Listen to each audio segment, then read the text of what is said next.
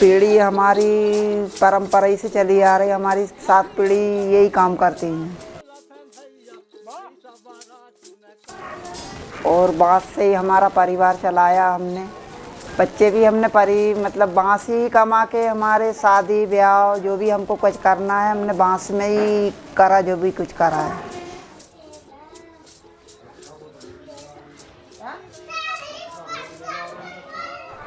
वंशकार समुदाय और बांस बेम्बू का रिश्ता बड़ा पुराना है, क्योंकि ये वो समुदाय है जो कई सदियों से बेम्बू का काम करते आ रहे हैं, बेम्बू क्राफ्ट का काम करते आ रहे हैं।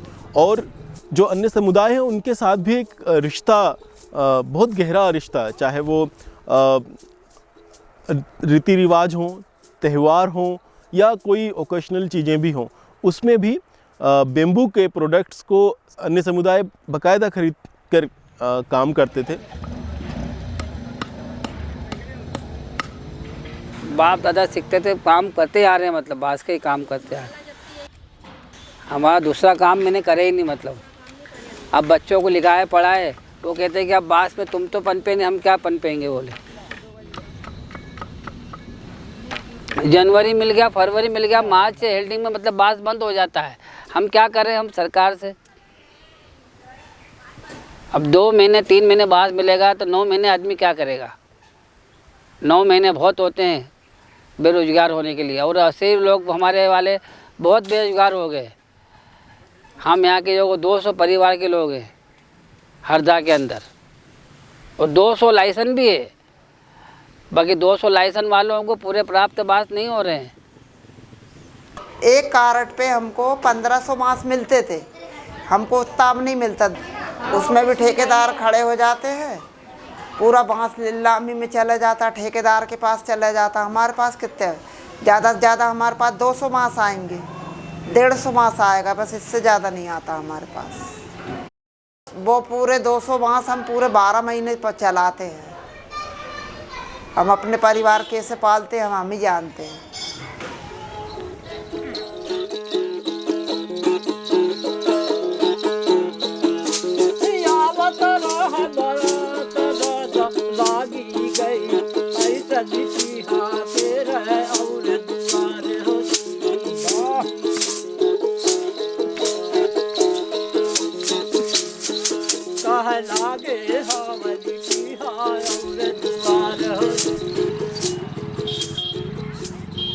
आज सबसे बड़ी चुनौती जो है बेम्बू के लिए वो है प्लास्टिक। और प्लास्टिक ने कई सारे ऐसे प्रोडक्ट्स बनाए थे, सस्ते प्रोडक्ट्स बनाए हैं जो कि लंबे समय तक भी चलते हैं और नुकसान भी पहुंचा रहे हैं समुदाय को, चाहे वो प्रकृति को भी नुकसान पहुंचा रहे हैं, एनवायरनमेंट को नुकसान पहुंचा रहे हैं। मगर जो कंज्यूमर है उसका माइंडसेट सस्ता खरीदने के लिए है। वो ये नहीं समझ पा रहे हैं कि प्लास्टिक ने किस तरीके से पूरे एनवायरनमेंट को ख़राब किया हुआ है, और बेम्बू उसे चुनौती देता है, उसे ख़त्म कर सकता है। इसीलिए बेम्बू क्राफ्ट को खरीदने और बनाने के लिए काम करना महत्वपूर्ण है। तो परंपरागत रूप से जो आर्टिशंस काम कर रहे हैं उनके लिए एक ऐसा माहौल तैयार करना, एक ऐसी जगह बनाना जहाँ पर वो आसानी से प्रोडक्ट्स बना सके।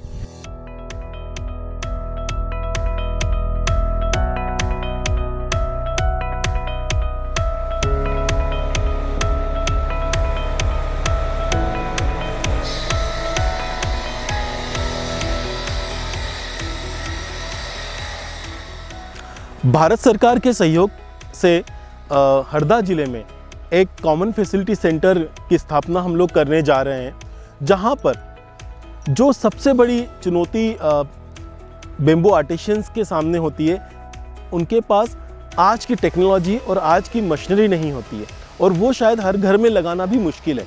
इसीलिए भारत सरकार के स्फूर्ति प्रोग्राम से हम लोग जुड़े हुए हैं, जिसके तहत कॉमन फैसिलिटी सेंटर के अंतर्गत लगभग 25 से ज़्यादा मशीनों को लगाया जा रहा है।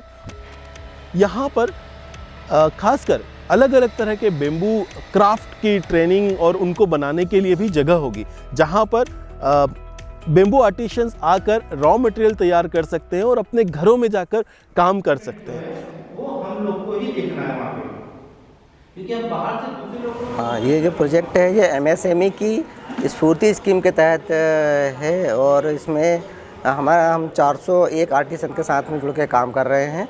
इसमें बेसिकली 3 एरियाज़ पे काम किया जाता है, जैसे कि सॉफ्ट इंटरवेंशन के अंतर्गत इनको ट्रेनिंग देना, नए नए जो मशीनें हैं वो चलाना सिखाना और इनको नए नए प्रोडक्ट बनाना सिखाना, इस तरह की नई नई जानकारी देना।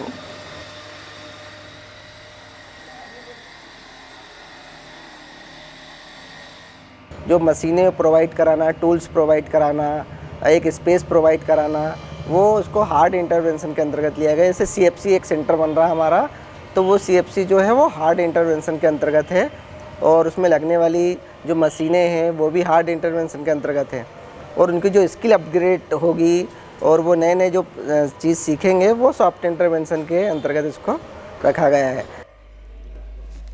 इनको मार्केट से लिंकेजेस कराना, जैसे अमेज़ॉन है और ऐसी जो चीज़ें हैं जो सोशल मीडिया प्लेटफॉर्म पर स्पेस अवेलेबल करवाना, उपलब्ध करवाना, जहाँ से वो अपनी चीज़ों को बेच सके।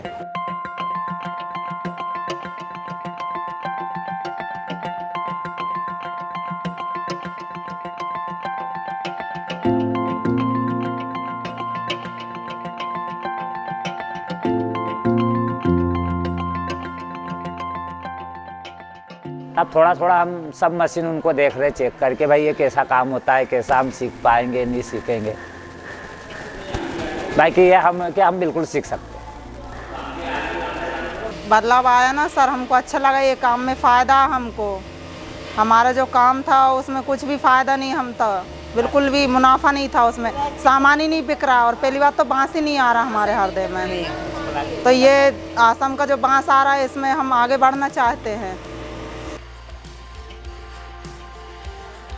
जो सबसे ज़्यादा महत्वपूर्ण पार्ट है वो है मशीन्स पे काम करना, क्योंकि कई बार आर्टिशंस को लगता है कि मशीन्स आ जाएंगे तो हमारा काम कम हो जाएगा, और ये बिल्कुल ही एक तरीके से निराधार बात है, क्योंकि ये जो मशीन्स हैं वो आपकी प्रोडक्टिविटी को बढ़ाते हैं, आपके उत्पादन को बढ़ाते हैं। काफ़ी सारा काम जो है वो हाथों से ही होता है, मगर उसके लिए जो रॉ मटेरियल की ज़रूरत पड़ती है एक फिनिशिंग प्रोडक्ट बनाने के लिए, वो ये मशीन्स आसानी से प्रोवाइड करवा देती है। तो बेम्बू का जो इंडस्ट्री की बात की जाए पूरे इंडिया के अंदर के, तो करीबन 30,000 मिलियन रुपीस का ये पूरा एक इंडस्ट्री है, और इसमें हरदा भी कंट्रीब्यूट करता है, क्योंकि हम पिछले 3 सालों में लगभग 24,000 हेक्टेयर पर उत्पादन कर रहे हैं। हमारे पास 2,000 आर्टिशंस हैं, तो इस लिहाज से देखा जाए तो काफ़ी अवसर है यहाँ पर आगे बढ़ने के। और ये सिर्फ बिज़नेस की बात नहीं है, सिर्फ ये व्यापार की बात नहीं है। मुझे लगता है कि इसको क्लाइमेट के दृष्टिकोण से भी देखने की ज़रूरत है।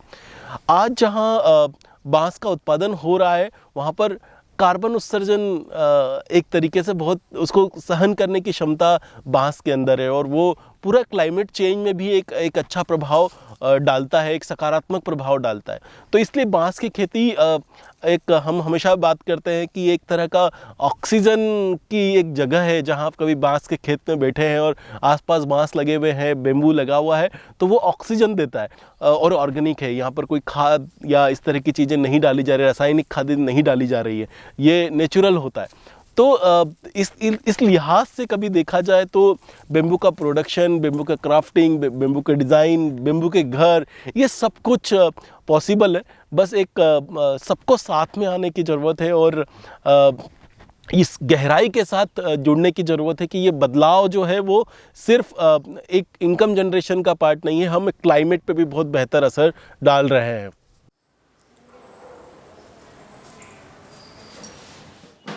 बहुत अंतर है। बांस का सामान है, लेटर बॉक्स हो गए, पेन रखने का स्टैंड हो गया, ये मशीन से बन रहे हैं। 8-10 दिन तो लग गए थे क्योंकि फिनिशिंग नहीं आती थी।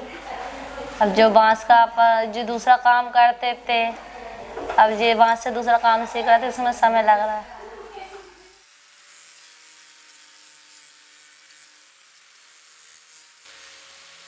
हमारा कारोबार जो सीखे हैं उसको तो आगे हम बढ़ाएंगे ही, जो सीखना चाहता है हम उसको सिखा भी सकते हैं। और जो हमारे महिलाएं हैं उन लोगों ने जो ट्रेनिंग ली है तो उन लोगों को बहुत नया लगा ये सारी चीज़ें। ये उन्हें लगा क्योंकि वो पहले वो जो टोकरी बना रहे थे तो वो एक पूरा बांस लगता था मुश्किल से 250 रुपये 50 रुपये मतलब से ही स्टार्ट होता है और 250 रुपये में ही ख़त्म होता था। एक पूरे बांस में ही अगर 5 प्रोडक्ट बनाते हैं और वो जितने भी कीमत तो उससे 2 गुना कमा पाते हैं, तो उनके लिए ये बहुत अच्छा रहेगा कि वो लोग नई चीज़ सीख रहे हैं और नई चीज़ सीख कर वो खुद घर भी बनाएंगे। और उनका कहना ये है कि हमारा जो CFC सेंटर बन रहा है कारीगर वहाँ जाकर काम करेंगे, और जो लोग नहीं कर पा रहे हैं तो उनका कहना है कि उनको हम लोग कहीं से ऑर्डर अगर देते हैं तो वो घर बैठ के भी वो ऑर्डर पे काम कर सकते हैं। हम सिनर्जी चाहती है कि अलग अलग छोटे छोटे उद्योग भी शुरू हों, जो कि महिलाओं और आर्टिशियन, जो महिला आर्टिशियंस हैं, जो कारीगर हैं, वो सिर्फ कारीगर बन के ना रहें, वो उद्यमी के रूप में उभर कर आ पाए। इसीलिए चाहे वो बेम्बू के अचार की बात हो, चाहे बेम्बू के और दूसरे नए नए प्रोडक्ट्स की बात हो, हर एक जगह पर हम कोशिश कर रहे हैं इन 400 आर्टिशियंस के साथ मिलकर एक ऐसी कम्युनिटी बनाए जो कि हरदा ज़िले के मार्केट को ही ना कैप्चर करते हुए वो पूरे मध्य प्रदेश के मार्केट को कैप्चर कर पाए और इन्फ्लुएंस कर पाए।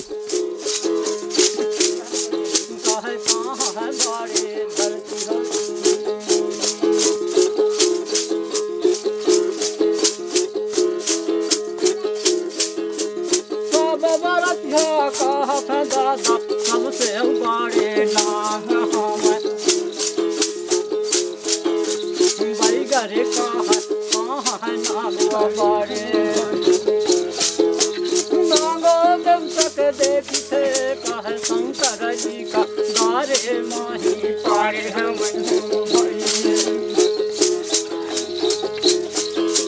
शंकर जी का गारे माँ जहाँ पार हो